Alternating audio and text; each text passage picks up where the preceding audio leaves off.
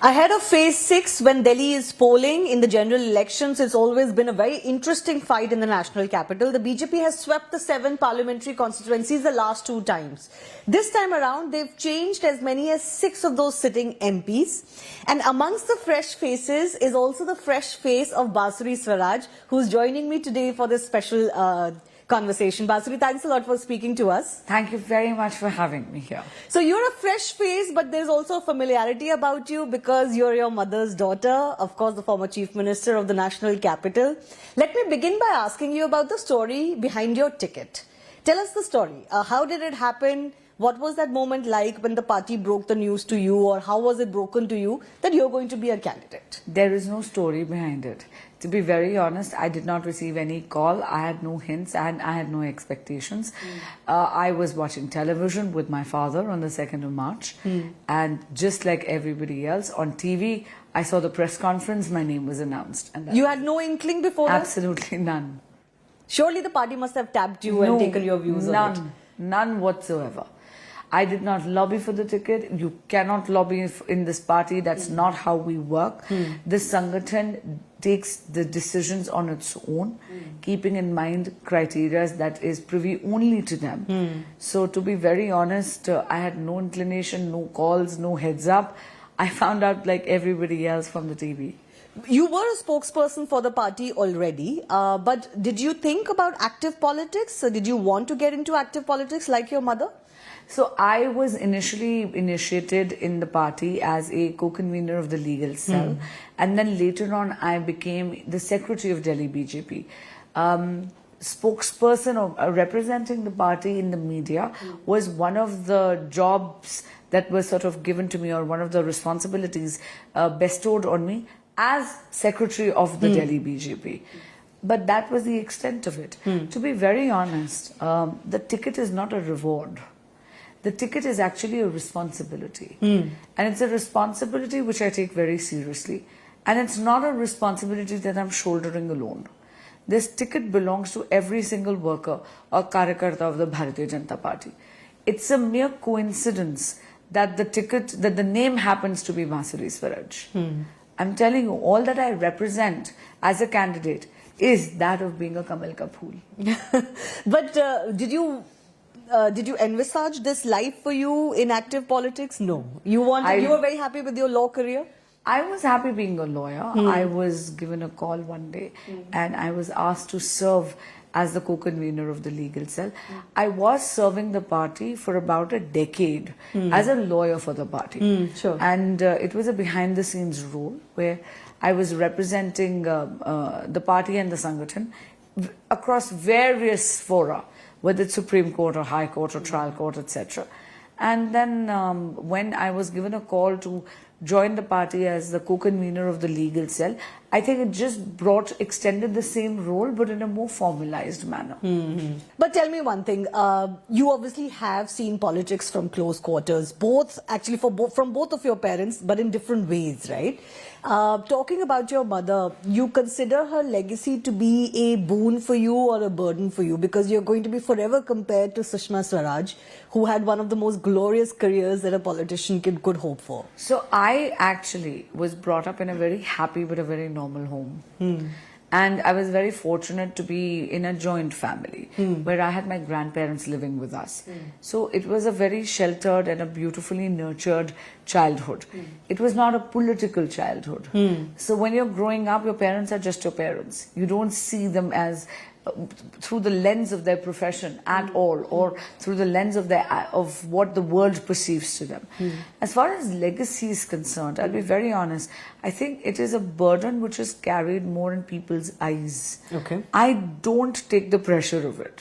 You're not worried about being compared to Sushma Swaraj, because that's inevitable, no? Yeah, it is inevitable, but it's also in other people's hands. I think what's in my control is the fact that it's a privilege to be Sushma Swaraj's daughter. It's an honor to be Swaraj Kaushal's daughter. I'm very grateful for it. I must have done something really right in my last life. कोई बहुत अच्छे कर्म करे हैं जिसके कारण ऐसे parents मिले हैं. But it would be fair to say that most, BJP candidates are fighting with Narendra Modi as the face, right? This election is pretty much about choosing Narendra Modi as the next Prime Minister it's again. a central election. It's the union election. So obviously central or national issues will take precedence. And obviously it is going to be the face of the Honorable Prime Minister because we're extremely confident in the kind of work that the Modi administration has done for the past decade. But there is a criticism about, BJP candidates from this point of view that they're not bringing that much to the ticket. It is, they're coasting on Narendra Modi's name. So I want to ask you, as a first-time candidate for the BJP from the national capital, from, the very heart of the national capital as well, why should people vote for you, for Basuri Swaraj? What is it that you are bringing to the table? So there are a couple of issues which are very peculiar to Delhi, especially to New Delhi. One of the issues I think which is marked, the entire Delhi is marked by is that there are many of these extremely beneficial schemes run by the Modi administration that have benefited the entire country except for Delhi because the Honorable Chief Minister Shri Arvind Kejriwal ji, out of politics of spite, does not allow their implementation in Delhi. I'll give you an example. Ayushman Bharat. Ayushman Bharat is a revolutionary government scheme run by Modi ji. The beneficiary is granted a annual health cover up to 5 lakh rupees. And Modi ji has now pledged that in his third tenure, the ambit of Ayushman Bharat is going to be increased. It's going to start, it'll bring in its fold the transgender community, as well as every single senior citizen who is above the age of 70. Now, you know that that's a huge relief, not just for the senior citizen community, but even for people like us, our age group, because this is the age where your parents become your children and you become their parent.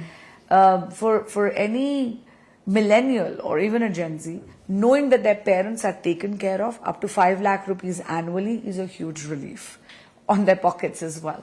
But Delhiites are deprived. So the first thing that I'm going to do if I'm elected is ensure that Delhi does not remain deprived. If it means going and knocking at the court's door, then so be it. I will ensure that schemes like Ayushman Bharat or PM Awas Yojana are also implemented in Delhi. I mean, imagine Pakka Makan, up to 4 crore have been, Bharatiya have benefited, 4 crore Makan have been given in the rest of the country. But in Delhi, PM Awas Yojana, again, the Honorable Chief Minister Shri Arvind Kejriwal has disallowed its implementation. So that's one of the first things that I want to do. The second thing that I want to do is that there are, it's quite, I would say, disheartening that all 10 MLAs for the last decade in Delhi belong to the Aam Aadmi Party. Out of 25 Parshad, and I'm talking about New Delhi Sansadhiya Kshetra, out of 25 Parshad, 20 belong to the Aam Aadmi Party. So in the New Delhi constituency, Parshad is Aam Aadmi Party, Vidhayak is Aam Aadmi Party, government in Delhi is Aam Aadmi Party, and yet no work has been done. The kind of issues that the constituents bring to me or to my attention are ones that should have been taken cognizance of by the MLA or the Parshad. And I've very, very respectfully told them that if you bring these issues to me as well, I am not going to say that, oh, this does not belong in it is not within my area of work. I will stand with you to raise your voice and make sure that the Vidhayak or the Parshad also do something about it. So that is the second thing. And the third is I would really like to initiate a startup hub in New Delhi. I'm very, very inspired by the Honorable Prime Minister's vision.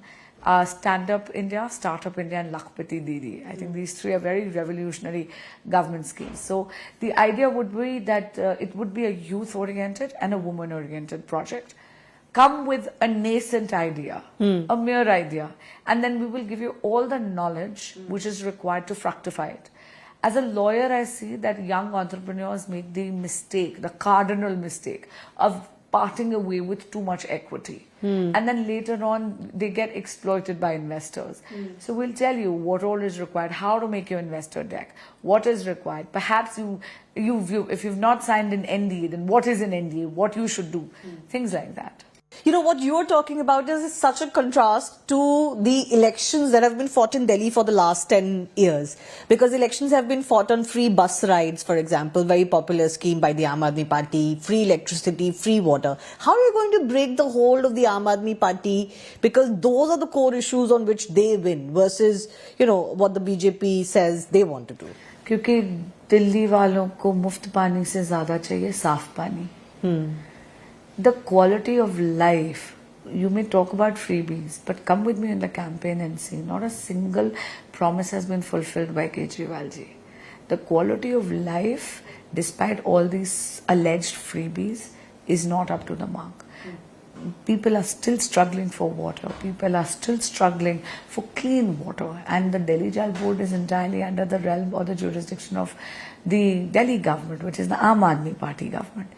And like I said, for 10 years they've had complete control. It's their MLAs, their government, their parshads, and still nothing has been done on the ground. आपको क्या लगता है दिल्ली में अब जो situation है, बहुत कुछ बदल भी गया है. अरविंद केजरीवाल अभी जेल जाके अभी कैंपेन के लिए बाहर निकले हुए हैं, उनको वापस जेल जाना है, उनके ऊपर करप्शन का चार्ज है.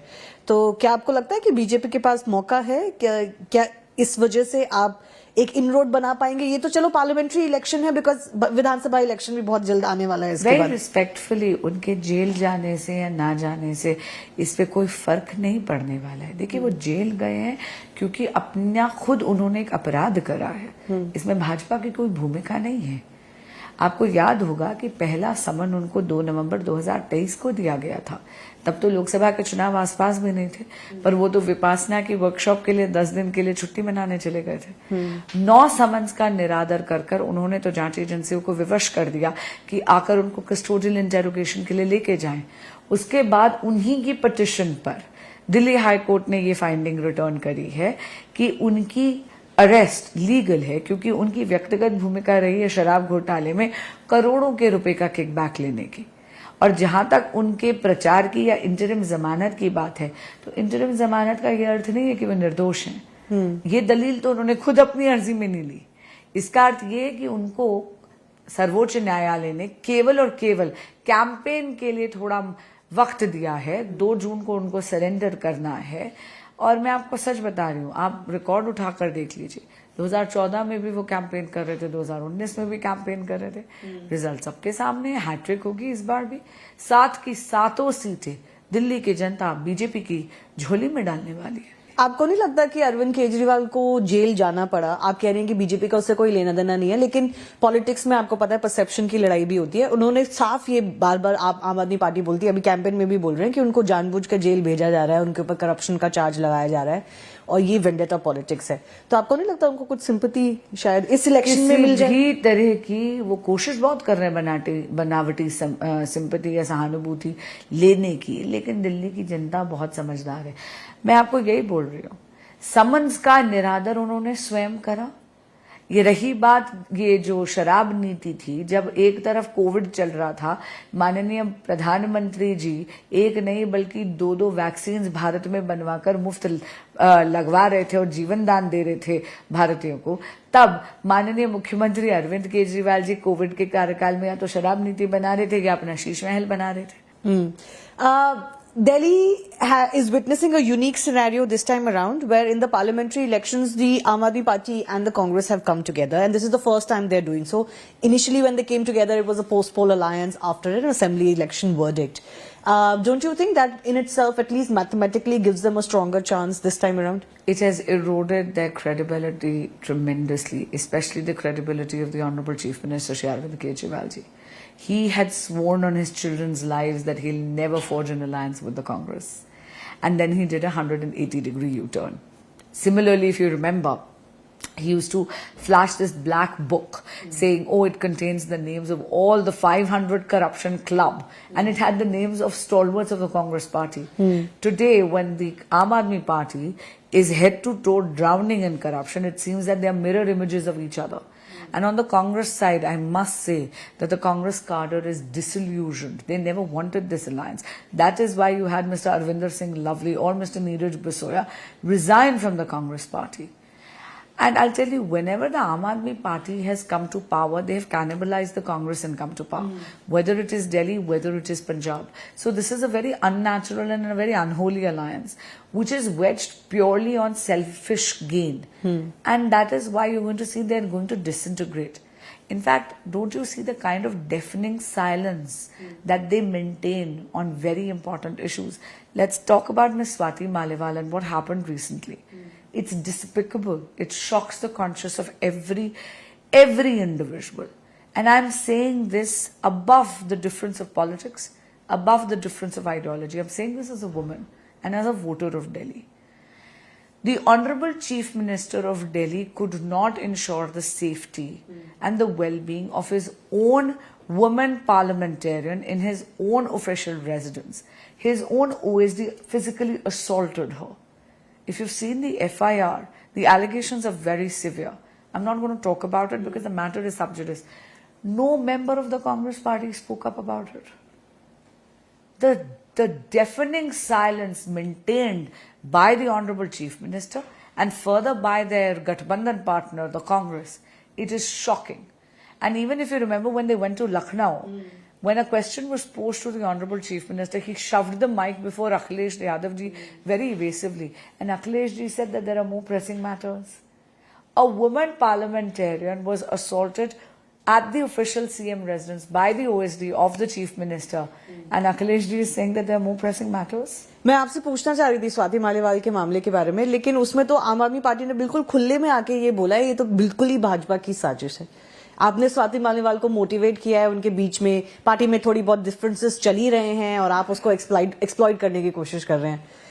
इस असॉल्ट के 31 आवर्स के बाद माननीय संजय सिंह जी एक प्रेस कॉन्फ्रेंस करते हैं और इस पूरी की पूरी घटना की पुष्टि करते हैं कि वाकई में हुआ. दूसरी बात, आप देखिए स्वाति मालीवाल जी की MLC भी हुई, उनका मेडिकल एग्जामिनेशन हुआ, उसमें इंजरीज थी. तीसरी बात, उन्होंने जो FIR दर्ज करी उसके बाद इस मैटर की जांच होनी चाहिए, जो हो रही है. पुलिस इसमें जांच कर रही है. मुझे आप एक बात बताइए, स्वाति मालीवाल जी आज की तो साथी नहीं है, वो तो अन्ना हजारे के आंदोलन में इनके साथ हैं. लेकिन एक महिला अगर इतना संगीन आरोप लगा रही हैं किसी पर, तो माननीय मुख्यमंत्री जी को क्या करना चाहिए?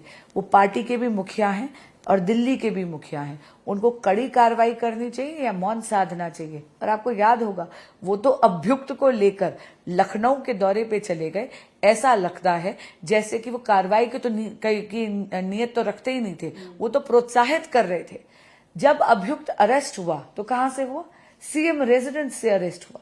मतलब दुशासन की तरह उनके सचिव ने एक नारी के साथ अभद्रता करी और माननीय मुख्यमंत्री अरविंद केजरीवाल जी दुर्योधन की भूमिका निभा रहे हैं. बट वो तो कह रहे हैं ना कि आप भाजपा का इतिहास ले लीजिए, अभी इसी इलेक्शन में ले लीजिए, प्रज्वल रेवन्ना का केस हुआ, वो टिकट पे थे, सबको पता था, टेप्स कोई नहीं तो नहीं थी. भाजपा के नहीं ना हो कैंडिडेट, बट अलायंस तो थी आपकी. आप ब्रिजभूषण के बेटे की टिकट देख लीजिए. एक भी इंसिडेंट मुझे आप ये बता दीजिए, जिन भी लोगों की आपने बात की, रेवन्ना की अगर आप बात कर रहे हैं, रेवन्ना की बात में मैं आपको बता देती हूँ, पूरा का पूरा लॉ एंड ऑर्डर कांग्रेस की सरकार के हाथ में है.